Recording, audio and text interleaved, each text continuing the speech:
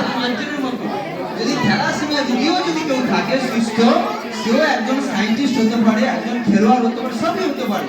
কিন্তু থ্যালাসেমিয়া রোগী মেজর যারা সাধারণত তাদেরকে বাঁচাতে পারবে না।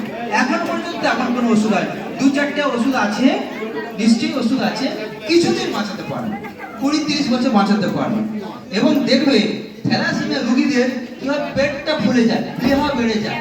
দেখবে তোমাদের গ্রামে আশপাশে দেখবে যাদেরকে রোগ বেঁধে হয়, তাদেরকে দেখবে তাদের পেটটা ফুলে গেছে, তাদের কারো কপালটা বেরিয়ে গেছে, বোনগুলো আমাদের হাড়ের তো এখানে রক্ত তৈরি হয়, এই বোনগুলো কি হয়, পাতলা হয়ে যায়। কোথাও একটা হুচুট লাগলো, পড়ে গেল, বোনটা ভেঙে গেল।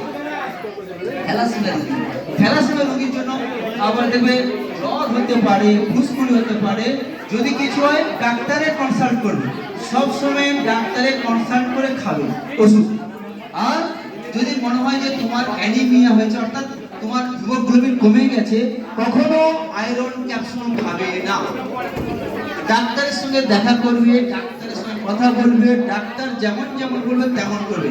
কেননা তুমি ভুলে যদি আয়রন খেয়ে নাও তোমার ক্ষতি হবে, তোমার আয়রনটা টক্সিন হয়ে যাবে। তো সেই জন্য কোনো কিছু করবার আগে বারবার বলছি ডাক্তারের কাছে যাবে। আর আজকে যারা এসছো তাদের দেখবে আমরা ওখানে সবাই এখানে যারা এসেছো প্রত্যেকে হিমোগ্লোবিনের রিপোর্ট পেয়ে যাবে। সেই হিমোগ্লোবিনের মধ্যে আমরা বুঝতে পারবো কাকে থ্যালাসেমিয়া স্ক্রিনিং করাতে হবে, কাকে করাতে হবে না। যাদের যাদের করাতে হবে আমরা বুঝতে পারবো, তাদের করাবো এবং সেই অনুযায়ী রিপোর্ট তোমাদের আসবে। শুধু তোমাদের কাছে এই অনুরোধ, যারা অন্তত একটু পড়াশোনা করেছো, যারা এইখানে এসেছো, যারা কেরিয়ার, বারবার এইটুকু কথা বলছি, যারা কেরিয়ার, তারা কখনো কেরিয়ারকে বিবাহ করবে না, সবসময় নিরুৎসাহ করবে। যেখানে উপায় নেই সেখানে বলে দিলাম সন্তান নেওয়ার আগে ডাক্তারের পরামর্শ নেবে। যদি সন্তান গর্ভে এসে যায় 10 থেকে 12 সপ্তাহের মধ্যে অবশ্যই টেস্ট করবে। এই 2 দিন আগে আমার কাছে একজন এসেছিল, আমরা তখন প্রাইমারি স্কুলে থ্যালাসেমিয়া স্ক্রিনিং করতাম। তার বাচ্চাটা বিটা থ্যালাসেমিয়া ক্যারিয়ার, তার বাবারও থ্যালাসেমিয়া ক্যারিয়ার। তাদের বাড়ির তিনি আমার সঙ্গে যখন দেখা করতে আসে বলছে, আমি বলছি তোমাদের বাড়ির কি আরো কারোর আছে? বলছে আমার দাদা থ্যালাসেমিয়া মেজর, এখনো ব্লাড দেওয়া চলছে। তো তিনি এসেছে যে মহারাজ আমি কি করব? তুমি ক্যারিয়ার, তোমার কিছু করার নেই, তুমি দেখে নাও তোমার স্ত্রী ক্যারিয়ার কিনা। যদি স্ত্রী ক্যারিয়ার হয় আর সন্তান নিতে যেও না। যদি সন্তান নিতে হয় অবশ্যই গাইনোকোলজিস্ট দেখাতে হবে। আর এই থ্যালাসেমিয়াটা মেইনলি দেখে হেমাটোলজি। তোমাদের আরেকটা ইনফরমেশন দিয়ে রাখি, যদি তোমাদের কাছে কোনো থ্যালাসেমিয়া রোগী এসেও যায়, বহরমপুর মেডিকেল কলেজে পাঠাবে। আমাদের ওয়েস্ট বেঙ্গলের মধ্যে এনআরএসএ আছে এবং কলকাতা মেডিকেল কলেজে থ্যালাসেমিয়া কিন্তু টেস্ট মানে চিকিৎসা হচ্ছে। এই দুটো জায়গায় তোমরা পাঠাবে। আমি আর বিশেষ কিছু বলছি না। যদি কারোর কিছু প্রশ্ন থাকে আমাকে বলবে, আমি আমার চেষ্টা করব। বলে দিই আমি কিন্তু কোনো ডাক্তার নই। আমি এই প্রজেক্টটা যখন আমি পেলাম, যদি কিছু ছেলে মেয়েদের জানাতে পারি এবং আমি নিজে যাতে জানতে পারি, সেই জন্য আমি একটু পড়াশোনা করেছিলাম।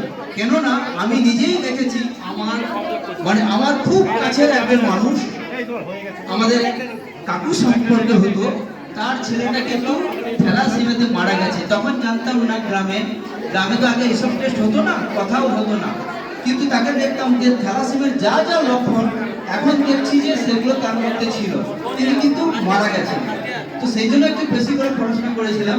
তোমাদের কারোর যদি কিছু কোশ্চেন থাকে আমাকে বলবে, আমি চেষ্টা করবো। নাহলে তোমরাও নিজেরাও পড়াশোনা করতে পারো, যেহেতু তোমরা সবাই কলেজে পড়ো। তো এই বলে আমি আমার ক্ষুদ্র বক্তব্য শেষ করছি। আর সকলকে সারগাছি রামকৃষ্ণ মিশনে যাওয়ার জন্য আমন্ত্রণ জানাচ্ছি। আর এর সঙ্গে আমাদের অধ্যক্ষ মহারাজকে প্রচুর প্রচুর ধন্যবাদ, প্রণাম। কেননা আমি খুব অল্প সময়ের মধ্যে বলেছিলাম এই রামবাবুকে যে তুমি তো বলেছিলে নবগ্রাম কলেজ আছে, তো নবগ্রাম কলেজে কি থ্যালাসেমিয়া স্ক্রিনিং হবে? ও কিন্তু ওই দিনই আমাকে বলে দিল হ্যাঁ। এবং আমি দেখলাম ওই দিনই মনে হয় আমার কাছে একটা চলে এলো যে তোমাদের যেটা নোটিশ করেছে, নোটিশ চলে এলো। এত কুইক অ্যাকশন আমি কিন্তু এখনো পর্যন্ত কারোর কাছে পাইনি। যত স্কুলে গেছি কলেজ এই প্রথম করলাম, কিন্তু কোনো স্কুল থেকে এত তাড়াতাড়ি কুইক রেসপন্স কারোর কাছ থেকে পাইনি।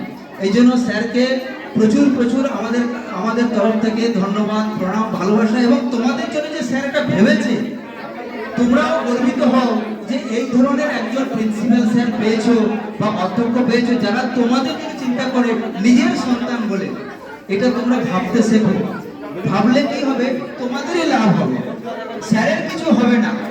স্যারের কর্তব্য স্যার করবে।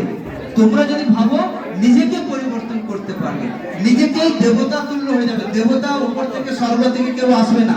দেবতা তোমরা নিজেরা, তোমাদের মধ্যেই দেবতা বসে আছে। তাকে একটু জাগরণ করাতে হবে, আর কিছুই না। সে খালি ঘুমিয়ে আছে। দেখো না, দুর্গা পুজো আসছে, বোধন হবে, মাকে জাগরণ করানো হয়। তোমাদের ওই হৃদয়টাকে একটু জাগরণ করালেই তোমরাই ভগবান হয়ে যাবে। এই বলে আমি আমার বক্তব্য শেষ করছি। নমস্কার, প্রণাম।